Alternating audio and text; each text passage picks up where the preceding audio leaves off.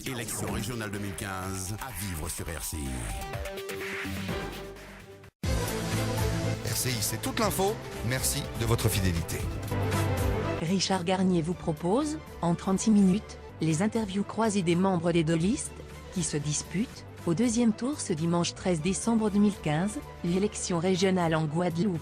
Au premier tour, la liste Changer d'avenir, conduite par Harry Chalus, était arrivée en tête, avec 61 173 voix, contre 57 717 voix, au président sortant, Victorin Lurel, conduisant la liste La Guadeloupe toujours mieux.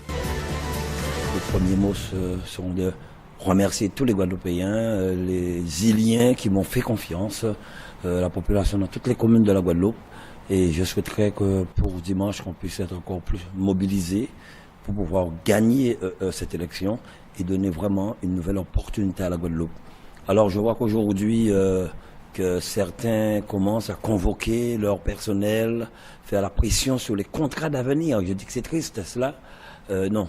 Et dire des choses à mon encontre, ça me désole. On m'a traité de tous les noms. Je n'ai pas répondu. J'entends maintenant certaines personnes parler, dire que la campagne n'était pas propre, ça m'étonne. Mais ce que je voudrais dire aux Guadeloupéens, que depuis 14 ans, Richard Chalus a toujours fait une campagne propre et je continuerai en ce sens. J'appelle tous les Guadeloupéens à continuer à me soutenir et je dis vraiment que nous avons de grands projets pour la Guadeloupe. Rien ne changera quand j'entends dire que nous allons arrêter dans telle commune de faire des travaux, que nous allons... Non, je le dis. Au Lamentin, nous allons travailler pour le Lamentin. Nous travaillerons pour les Abémiens. Nous travaillons pour tous les Guadeloupéens. C'est ce que je veux. Que chaque personne peut avoir sa conviction politique, mais que le président de région soit là pour toute la population, dans toutes les communes de la Guadeloupe, sans discrimination. Jacques Gillot, au lendemain du premier tour de l'élection régionale, là vous prenez clairement position maintenant pour Harry Chalus, bien évidemment. Quel est votre... Aujourd'hui, c'est de dire que de toute façon, la population a déjà compris qu'il est nécessaire de changer de cap, de changer d'avenir, de changer de gouvernance, de mettre une nouvelle politique au niveau du conseil régional. Et nous demandons à tous ceux qui nous ont déjà accompagnés de pouvoir continuer la mobilisation, car même si la victoire est toute proche, elle n'est pas encore acquise. Il faut se mobiliser, car l'adversaire mettra tous les moyens pour aller contre la volonté de cette belle population qui nous a montré aujourd'hui que c'est Harry Chalus qui est l'homme de la situation. Harry Chalus, c'est l'homme qui va changer de gouvernance, mettre en place des politiques publiques qui soient vraiment pour répondre aux inquiétudes et aux problématiques des Guadeloupéens. Donc c'est pour cela que nous leur disons de pouvoir continuer cette mobilisation. Bien sûr, nous faisons appel à tous ceux qui n'ont pas pu venir ou qui se sont abstenus pour leur dire il est temps de participer à cette victoire-là, car je crois la population l'a démontré, 61 000 électeurs, mais il faudrait vraiment qu'on puisse dépasser ce nombre-là pour montrer à la Guadeloupe, pour montrer à ceux qui ont mené la Guadeloupe pratiquement dans une impasse depuis 12 ans, que nous avons et nous sommes là, nous avons soif de victoire, nous avons soif de changement. Élection régionale 2015 à vivre sur RCI. Quant au président sortant de la région, Victorin Lurel, il s'est exprimé dimanche soir à notre micro, juste après les résultats du premier tour, dans sa permanence de Basse-Terre. Je fais cependant le meilleur score de France de la gauche. Parmi tous les sortants, c'est quand même ici en Guadeloupe que nous faisons le meilleur score de la gauche. Je fais quand même mieux que ceux qui se présentent pour leur deuxième mandat. Là, c'est un troisième mandat, même si je n'ai fait que 9 ans effectifs à la tête de la collectivité. Letchimy à 38%, Rodolphe Alexandre, je crois, à 41%. Troisième mandat, vous faites à peu près 41%, plus de 53 000 voix. Ce n'est pas mauvais du tout, avec une faible participation. On gagne dans 20 communes sur 32. Donc on a là une réserve considérable de voix. Alors effectivement, il y a des surprises. Le Lamentin, par exemple. Le Lamentin, les abîmes. Les abîmes, le Lamentin. Le Lamentin, compte tenu de la proximité de Bémao, donc c'est la circonscription du député Chalus, donc c'est un petit peu normal. Je suis convaincu que Jocelyn Sapristi saura redoubler d'ardeur pour le deuxième tour. Ce sera le cas d'Éric Jalton. Toutes celles et tous ceux qui, dans les 20 communes, mais je dis dans les 32 communes, auront à sortir de chez eux, aller voter. Mais moi, ce que je dis aux Abimiens, qu'en l'occurrence, au-delà de la personnalité, des qualités ou des défauts de M. Chalus, ou d'ailleurs de M. Lurel, il y a une réalité, c'est que c'est bien M. Lurel, le président Lurel, qui nous aide concrètement aux Abîmes, à coup de dizaines de millions d'euros depuis des années, qui a contractualisé avec nous un contrat de développement durable territorial pour plusieurs dizaines de millions d'euros pour les années à venir, pour poursuivre la rénovation du sud des Abîmes, pour attaquer les réseaux dans les grands fonds, pour nous permettre de construire des infrastructures comme notre rôle des sports, pour dès 2016 avec des subventions importantes et pour bon nombre de projets pour nos écoles, etc. C'est du concret qu'on a avec Victoire-Noël. Je sais et je prétends, et je le dis très sincèrement, nous n'aurons pas aux Abîmes ces aides avec M. Chalus. M. Chalus ne nous aime pas. Il a Cap Excellence, il a un procès avec nous pour quitter Cap Excellence, pour nous abandonner, le maire de Pointe-à-Pitre et moi-même. Il a traité de mascarade l'élection de la Binienne, Mme Borel à la présidence du département. Et ceux qui ont osé voter pour elle étaient des affamés de titres et des assoiffés de pouvoir.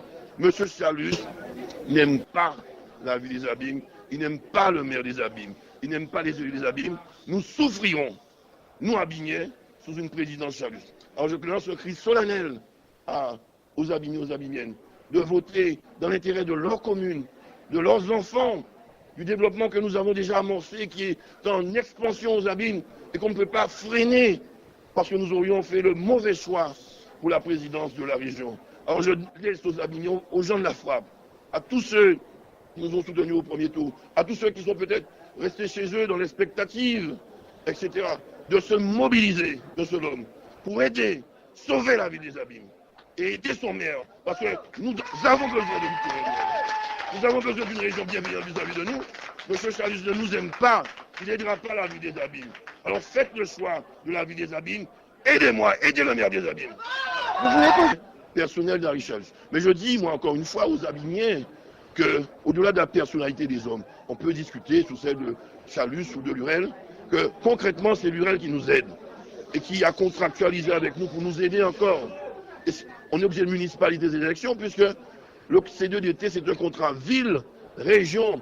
Si on ne l'a pas, ben les Abîmes vont reculer alors que nous avancions jusqu'à maintenant avec la région, avec le département, notamment Mme Borel, l'État qui est bienveillant. J'ai besoin du pilier régional. Chalus ne va pas nous aider, je ne me fais pas d'illusions. Il a une adversité, une compétition avec la ville des Abîmes. Et donc on ne sera pas aidé. Donc on va reculer. Et c'est tout ce que vous avez investi avec nous pour développer la ville des Abîmes en 2008 et en 2014 qui sera compromis. Ni plus ni moins. Alors les Abimiens doivent prendre leurs responsabilités. Ils doivent accompagner leur maire, leurs 6 conseillers départementaux sur 6, Mme Borel, qui est Abimienne, qui préside le département, qu'on puisse continuer ce travail qu'on fait ensemble et qui sera dès lors compromis bancal. Si par malheur pour nous, Henri Chalus, quelles que soient ses qualités, quels que soient ses défauts, arrive à la présidence de la région Guadeloupe. Alors, je dis encore une fois aux Abimiens de m'aider, d'aider leur maire, de ne m'abandonner pas. J'ai besoin de vous comme vous aurez besoin de moi. C'est moi que vous allez voir au jour le jour aux Abîmes et mes conseillers municipaux. C'est pas les conseillers généraux. Vous êtes en campagne dès ce soir. C'est Éric Jalton, votre maire. J'ai besoin de Lurel pour vous aider. Le personnel communal, réveillez-vous. Soutenez votre maire. Vous êtes en campagne dès ce soir, Éric Jalton. Aidez-moi, accompagnez-moi. Les associations des Abîmes, les jeunes des Abîmes. J'ai fait beaucoup pour vous sans vous nommer à chaque fois devant les médias, nominativement comme fait M. Chalus. Je n'ai pas besoin de ça, je vous respecte pour cela. Ne m'abandonnez pas, aidez votre maire. Donnez-moi un président de région qui va nous aider. Votez pour Victor Noël au deuxième tour. Sauvez la vie des Abîmes. Il est déjà parti. Vous non, écoutez, je crois qu'il merci Ingrid Sénat pour ce travail aux Abîmes. Oui, parce que hier soir, à la soirée électorale sur RCI notamment, Éric Jalton a dit et répété que vous ne l'aimiez pas. Vous n'aimez pas Jalton, vous n'aimez pas les Abîmes. Qu'est-ce que vous avez à répondre à ça?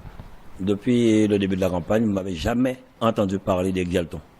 Nous avons de très bonnes relations, je le dis. En plus, je suis abimien à 50%. Mon père, c'est Zorobabel Kalou. Tout le monde le sait. Alors, le dire, c'est une manière de faire peur à la population parce que ils sont étonnés du résultat.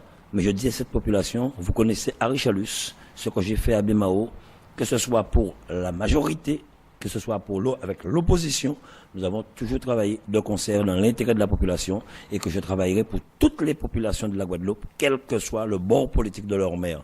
Alors il faut arrêter de faire peur aux Guadeloupéens. Aujourd'hui, c'est vraiment une volonté de la population d'avoir un changement pour que nous puissions vraiment mettre en place une vraie région stratégique. Ce qui veut dire qu'il peut se rassurer, Éric Jalton, si vous êtes président du conseil régional, vous continuerez à aider toutes les communes de l'archipel, puisque c'est elles qui doivent effectivement impulser un développement. Ce que le président sortant fait en sanctionnant les maires qui sont contre lui, ce n'est pas la politique d'Henri Chalus. Quelle que soit l'opinion, la position de maire, c'est la population que vous sanctionnez quand vous faites du mal à ce maire. Moi, je veux travailler avec tous les maires, quel que soit leur bord, pour toutes les populations de la Guadeloupe, les îles et aussi au niveau de la Guadeloupe. Alors je rassure les Guadeloupéens, je rassure les Lamentinois, j'ai entendu pareil aux Lamentins. Nous avons un très gros projet avec le Lamentin pour la piscine de Ravine-Chaude, pour aussi l'hôtel de Marie-Galante qui est fermé, et pour les Abîmes aussi, qui est une très grande ville, qui mérite vraiment mieux. Nous allons travailler aussi pour tous les Abîmiens. Comme je le répète, je suis abîmien à 50%. Et je demande aux Bémarossiens de soutenir leur maire, car j'en ai besoin pour que nous puissions aller encore plus loin et que je serai toujours aux côtés de l'équipe municipale que nous avons mis en place, qui travaille de concert. Nous voulons une équipe qui travaille main dans la main pour la Guadeloupe et non pas un homme qui décide seul, comme je l'ai entendu dire hier soir par certaines personnes. Henri Chalus n'est pas le seul sur la liste. Nous sommes 43 et nous voulons travailler en équipe.